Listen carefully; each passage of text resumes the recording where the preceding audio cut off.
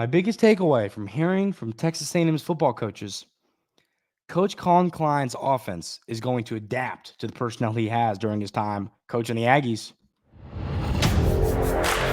You are Locked On Aggies, your daily podcast on the Texas A&M Aggies. Part of the Locked On Podcast Network, your team every day.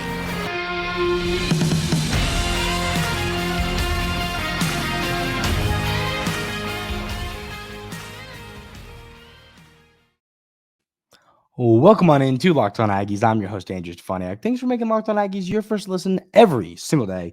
Today's episode is brought to you by our friends over at FanDuel. Make every moment more. New customers, join today and you'll get $200 in bonus bets if your first bet of $5 or more wins. Visit FanDuel.com/lockedon to get started. So, ladies and gentlemen, today we're going to run through some quotes. We talked yesterday about the quarterback conversation, but there were some more interesting quotes from the press conference the other day that I think are worth having a conversation. And one of them has to do with this from Coach Elko about Coach Klein and, what he's going to run on the offense. He says, Coach Elko says, I'm not looking for a guy who runs a particular style of offense. I'm looking for a guy that knows how to use our personnel, how to attack a defense, and how to move a football consistently from year to year.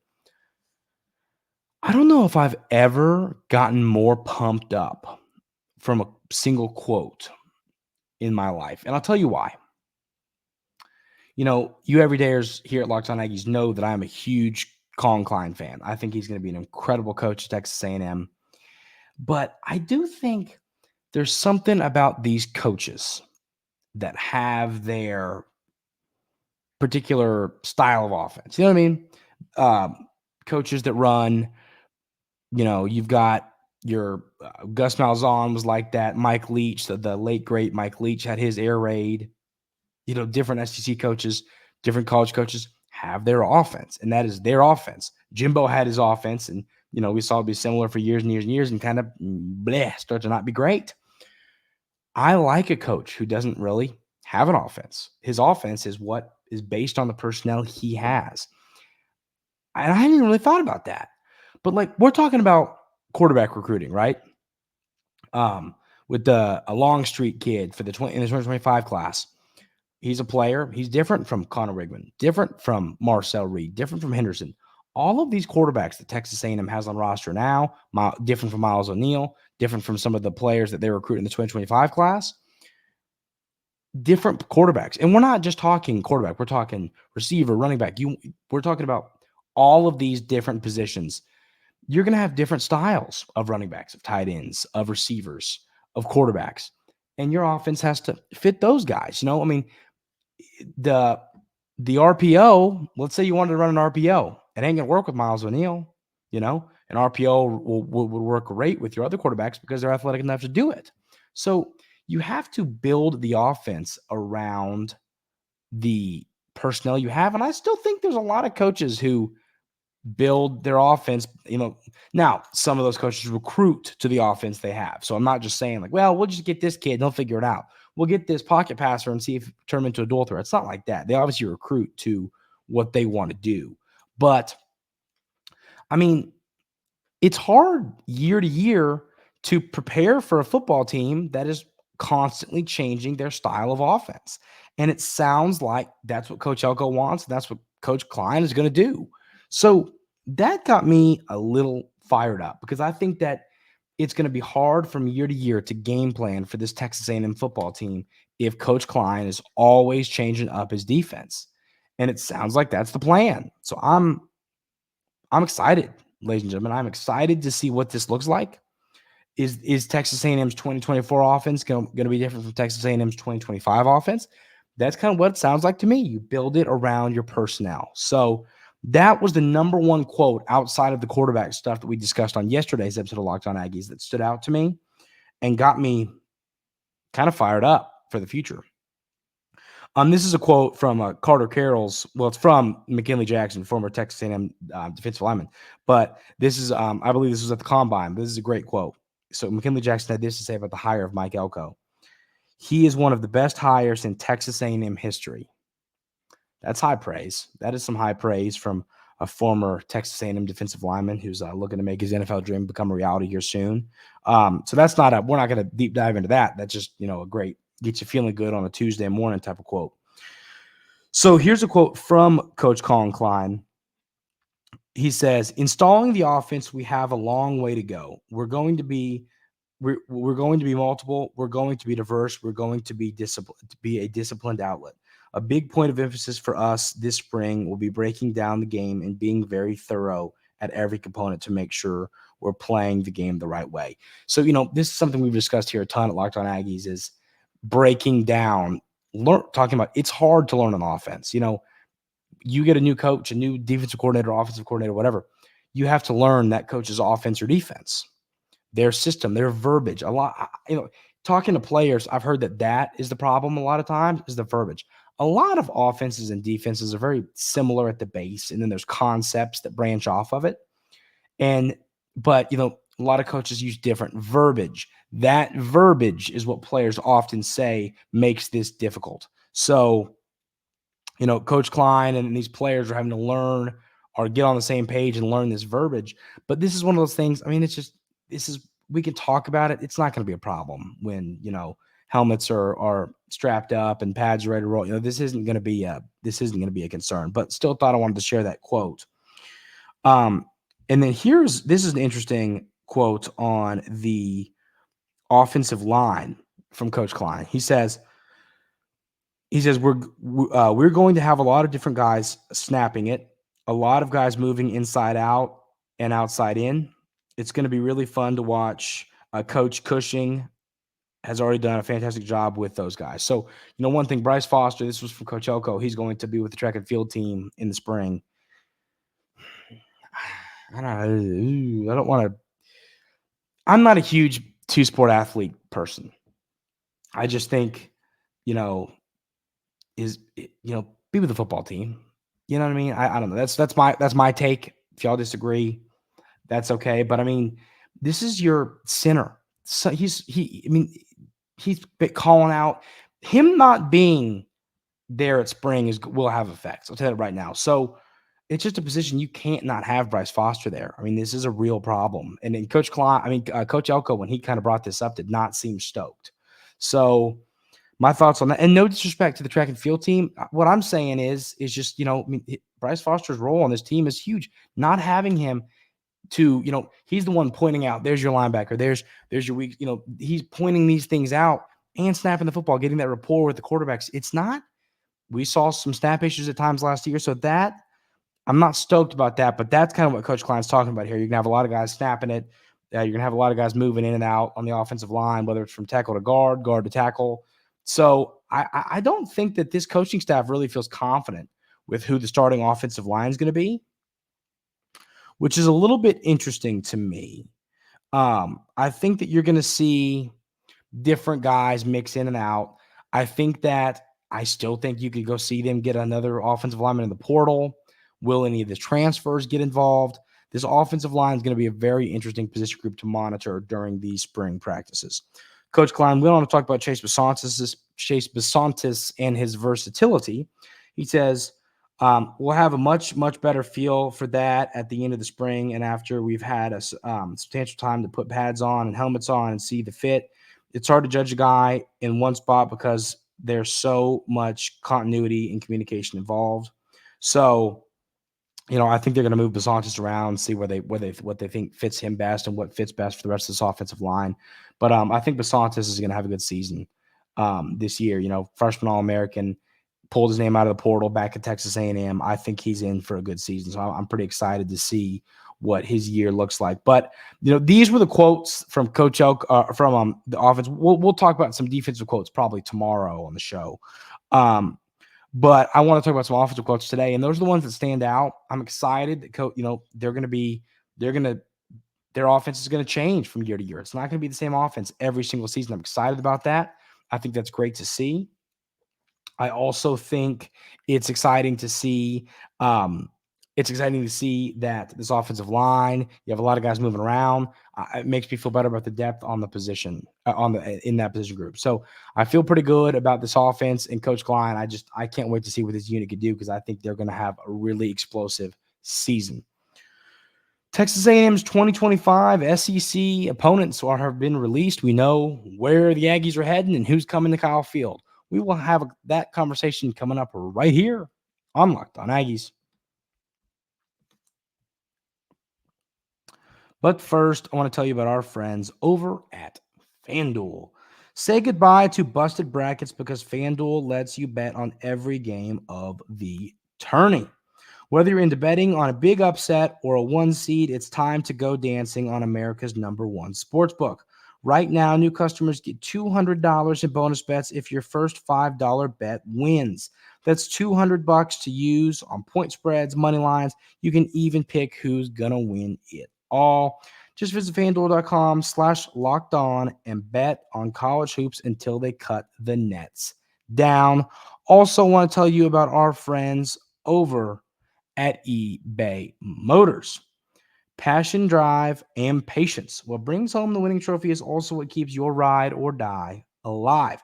eBay Motors has everything you need to maintain your vehicle and leveled up to peak performance.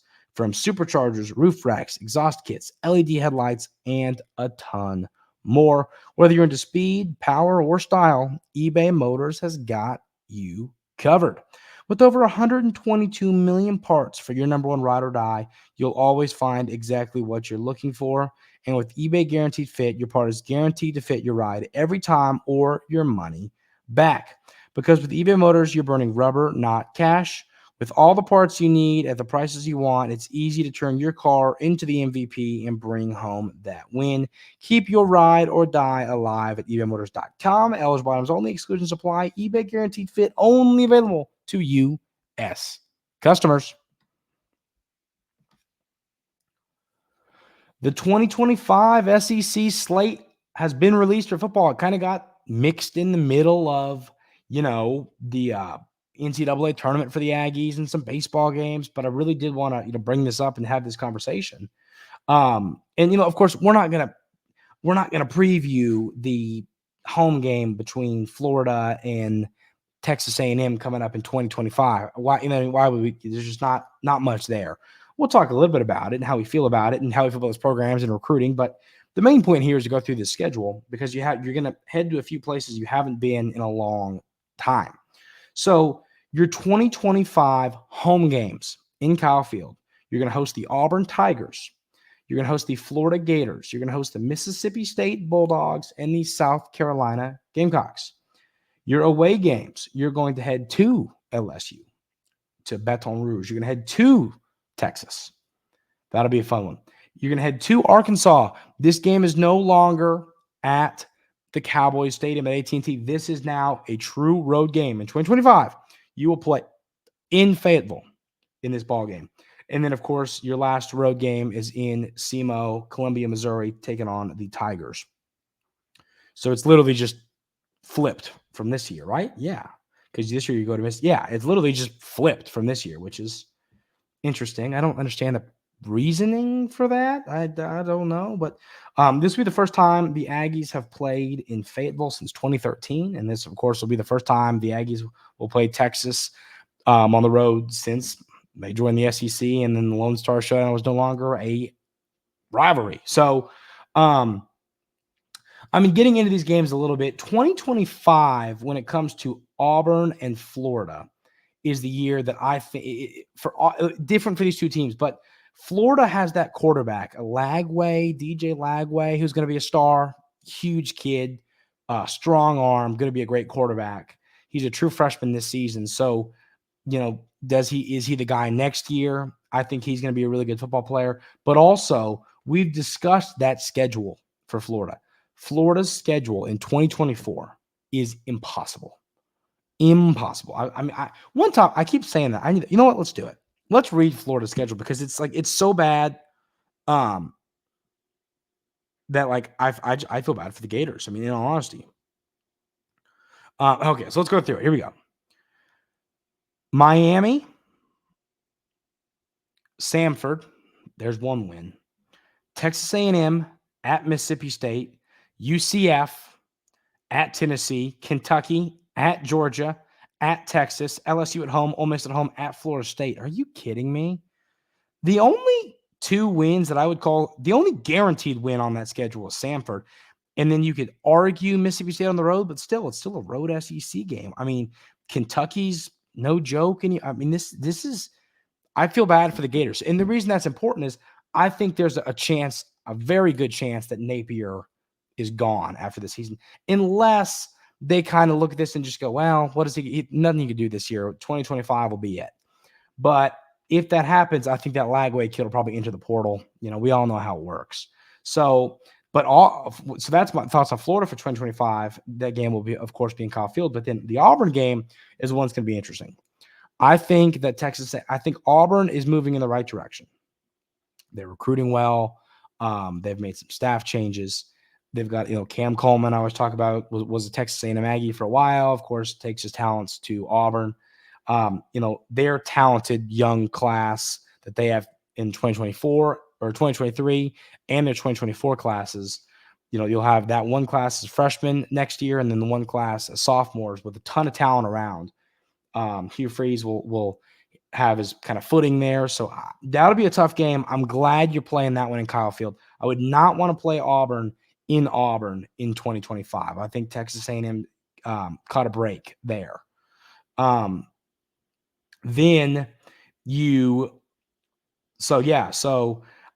my thoughts about Florida and Auburn. I think that at home, those are winnable games. I think that you very well could go 4-0 at home. Then the road is going to be when it gets tough. I think that Arkansas is a win. So I really do think Texas A&M's got 5 wins, and listen, once again, so many things can change. Florida could come out of nowhere. Auburn could come out of nowhere, become a powerhouse.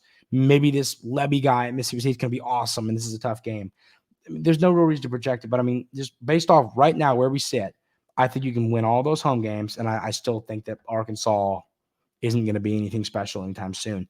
So going to Baton Rouge, going to play Texas, the Lone Star Showdown on the road, and then playing Missouri on the road. Those are tough games.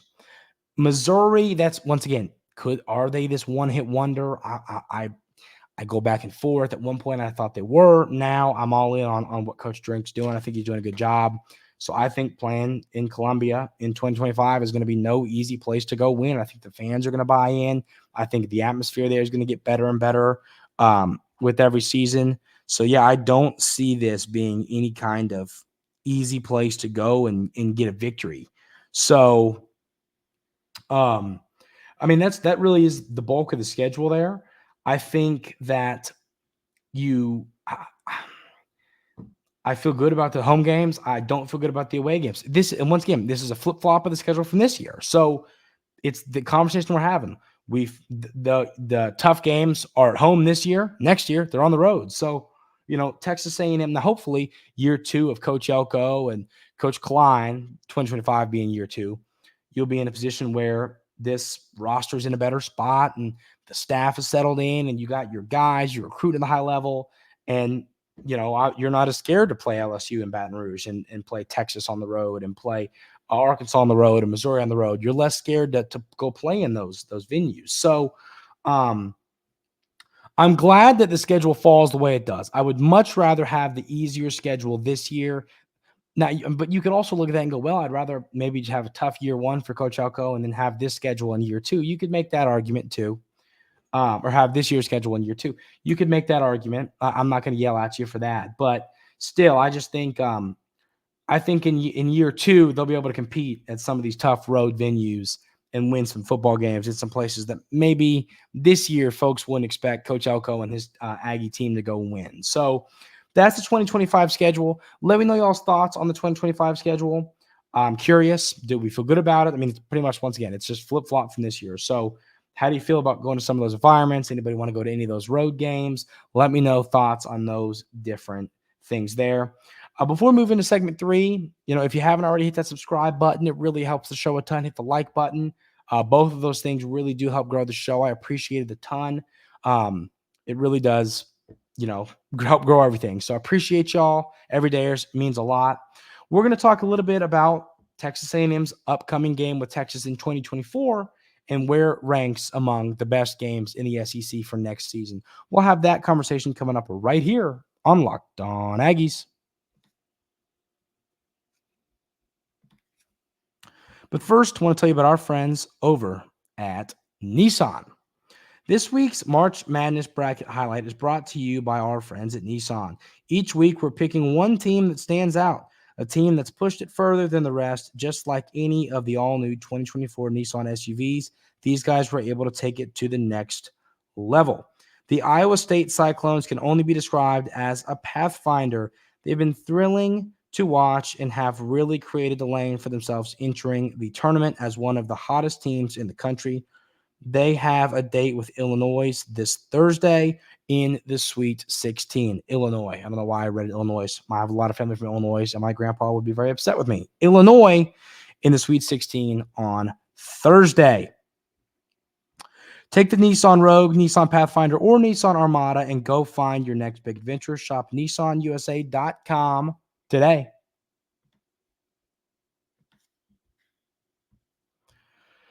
So a list came out ranking the most interesting, exciting, whatever word you want to use, games in the SEC next season. And the revamp of the Lone Star Showdown was ranked third. And I'll tell you, I don't know if I agree with this. I don't know if I agree with this. I think this needs to be higher. I just think the excitement and anticipation that's going to be surrounding this football game is going to be through the roof. I mean, the entire state, when this game's ready to happen, the entire state of Texas is going to be, we're going to have, it's going to be insane. I cannot wait for this football game. So let's talk about what the second game is and the first game is and discuss, should the revamp of the Lone Star Showdown be there? So the game number 2, Georgia, Texas. Game number 1 is Georgia, Bama. Now, let me pull up and see where the Georgia, Texas game is. Is it in? Yes, that game's in Austin. I thought so. And then the Georgia, Bama game is in Tuscaloosa. So,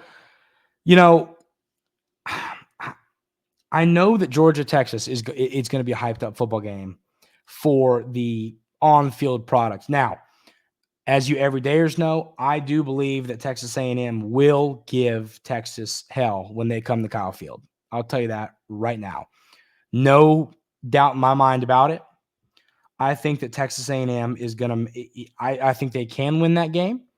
I think Texas right now is in the better spot, roster-wise, obviously. But it's a rivalry game, and it's at home. We see it all the time with rivalry games. The game, the Iron Bowl, in all of these games, it seems like every rivalry game, teams play each other close. That's just what happens. Texas A&M is going to keep this game close. Are they going to win? I'm not going to sit here and guarantee that. Do I think they can win? Resounding yes. But I just don't. I don't see. I get how. Now you have to look at this from a Texas and a Texas A&M fan perspective and a college football fan perspective, and you can make both arguments. I think you can argue that Georgia, Texas, and Austin is probably the more hyped up game just based on the college football world, the college football community. The Georgia-Bama game, in all honesty, I think that game should be 3. I'm going to give my personal opinion here. I think Georgia is going to steamroll Alabama in Tuscaloosa. I really do. I think that game should be number 3 with Texas A&M, or Georgia, Texas, 1 and 2, wherever you want to have that. So I kind of think this game is one where the Lone Star Showdown in 2024 is going to be a game where it's probably more exciting to Texas and Texas A&M fans than the college football community. Now, once again, this is going to be a football game unless something crazy happens. There's injuries, with it being near the end of the year. This is going to be if everybody's healthy or everybody that's super super important is healthy. This line is going to be close because it's a rivalry game. It's on the road for the team that's probably the better football team in Texas. So, that's kind of my thoughts there. But if you love college football, if you love rivalries, there's no way in the world this game shouldn't be number one, in my opinion. I just don't. I don't see how you can't have that game number one. It's going to be a huge game. The whole state of Texas is going to stop what they're doing for an entire, for a weekend. And then on top of that, rivalries, I always say, are what make college football the best thing in the world. Rivalries. No question, no debate to it. Michigan, Ohio State, Auburn, Alabama, Ole Miss, Mississippi State, Texas A&M. These games are what make college football the incredible thing it is. Army, Navy. This is what makes it great. So I just don't see I think folks have forgotten, folks that aren't Texas or Texas A&M fans have forgotten what the Lone Star Showdown is. We haven't seen it played since the Aggies have been part of the SEC. It's been so long. And I think because of that, people have forgotten. People have forgotten what the rivalry is like. Y'all got to remember, I was, 11, 12 when this rivalry went away?